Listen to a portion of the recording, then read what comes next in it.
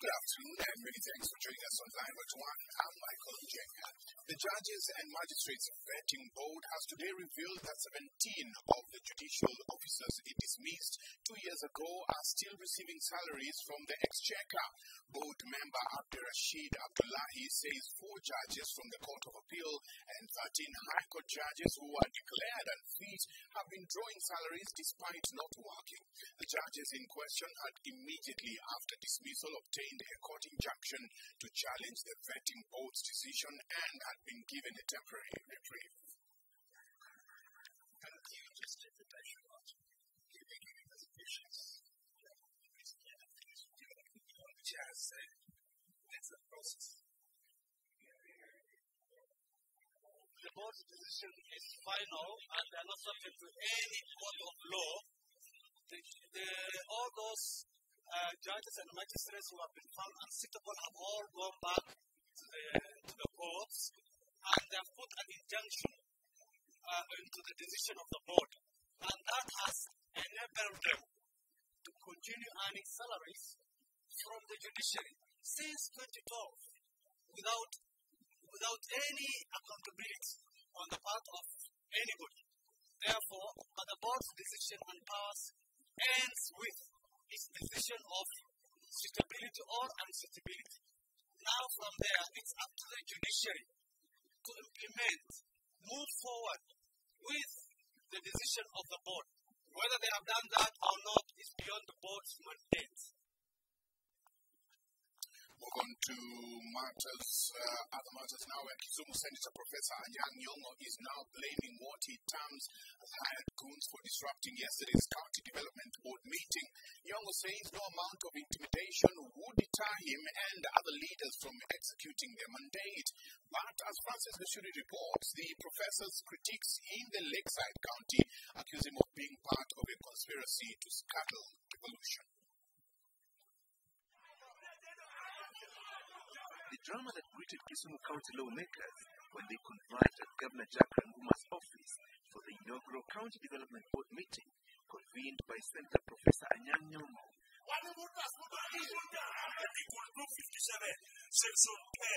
Diary of masses, not diary of numbers or MPs or senators. Are you understanding it? And if you are a senator, you have to know your own. To supervise national fund to the county level. To impeach the president. Only those are frauds. Not coming back again to chair the board of county government. Who elected you to do that? Who qualified you to do that? Self-imposed. And we don't need self-centered people of egocentric, of cocoon of nepotism in the assembly. When I am still alive, I'm a comrade. But Nyong'o claims an unnamed senior official in the governor's office had hired 4 goons to cause commotion and disrupt the county development board meeting. Because of this agenda of implementing agenda which is county development one. So Nyong'o is the man to deliver it on here. The acting ODM Secretary General in a statement says even though an impression had been created that residents of the Lakeside County had disrupted the meeting, no amount of intimidation would dissuade the board from undertaking its task of coordinating development in the county. Trying the constitution, not the revolution. And the governor is the sole bearer of this county, the CEO. Who is a young man to come and tell the revolution in this Governors have opposed the creation of county development boards that would be chaired by senators and claim the national government was using them to micromanage the devolved units and take away the executive authority through the back door. However, insists governors opposed to the establishment of the county development boards were running away from accountability and prudent use of devolved funds. Francis Gashuri, Citizen Live at 1. Moving on, the aloe vera plants continued use in the manufacture of cosmetics and use in herbal treatment has seen it fetch improved prices in the world market. Thus, increasing demand for it locally and internationally has seen many residents of Loima in Turkana County harvest the plant which grows in the wild, forcing government officials to intervene. Mr. Njoroge has the details. This is the scenic view that meets visitors as they arrive at Loima Hills in Turkana County. From far, one will be forgiven to think that this is just another dry hill in the almost desert-like landscape. But a closer look shows the residents trudging up the hill with sufurias in hand, out to earn their daily upkeep from the green gold up the hill. Aloe vera, a succulent plant species, is what makes many residents brave the elements and the challenges daily. Many spend the entire day up in the hill harvesting as many aloe vera plants as possible. They will need to produce enough aloe vera juice to fill 20 liters, 10 liters or 5 liters jars, with 20 liters of aloe vera retailing at 1,600 shillings.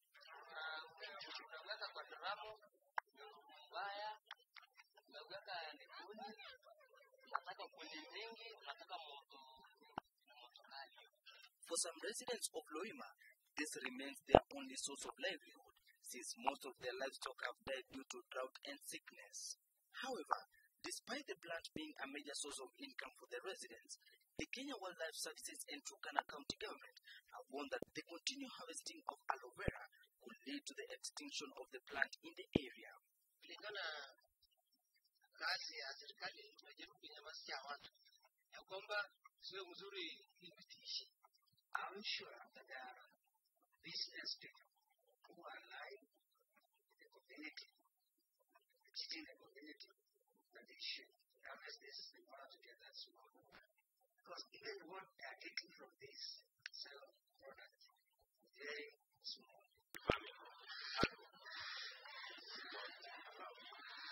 Especially areas west of Turkana, that is Loima.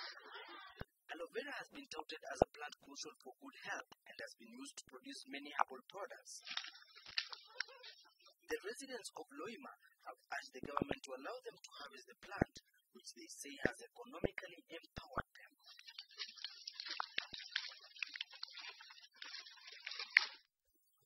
Now, tension remains high in Mandera County following fresh attacks in Orgowain and Gulf areas of Mandera North, which were attacked concurrently last night.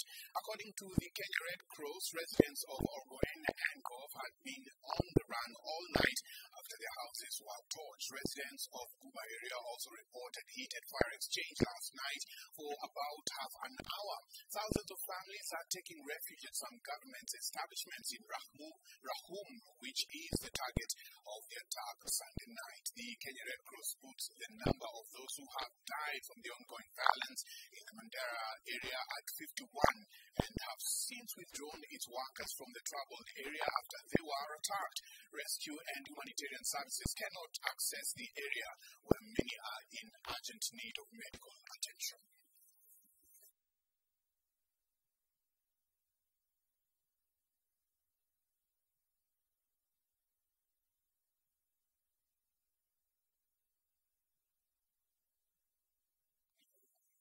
Well, it was meant to be a meeting at the Nyuki High School in Laikipia County of strengthening of mathematics and science subjects in secondary schools that turned chaotic after the Pupet Laikipia branch executive secretary stormed the venue and disrupted the meeting that involved more than 100 secondary school teachers. Lungo Wangenye demanded the halt of the training exercise, accusing the Ministry of Education of intimidating, threatening, and compelling the teachers to attend the training without providing for them a decent, reputable accommodation. The Laikipia Pupet boss mobilized over 100 teachers to march out of the institution, saying that they must be provided with accommodation allowances instead of being hosted in dormitories like students.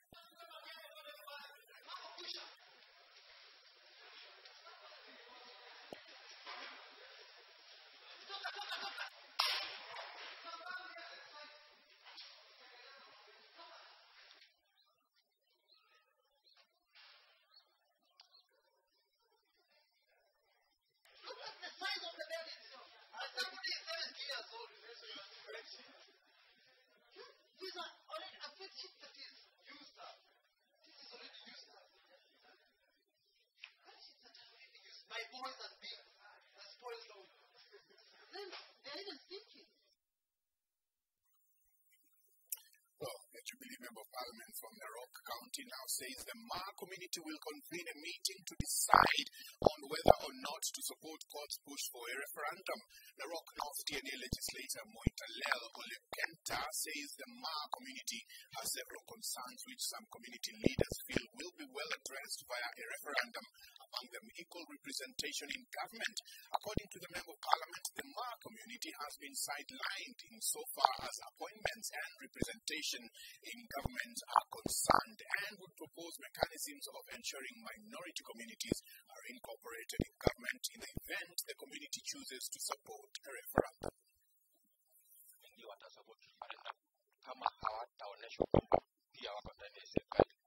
Wanasema kwamba sasa tuko kwa kitu inaitwa presidential system of government, na wanasema wanataka parliamentary system ndio waweze kuchagua mtu katika parliament kama ni prime minister ama viongozi ambaye atakuwa pia watu wachache.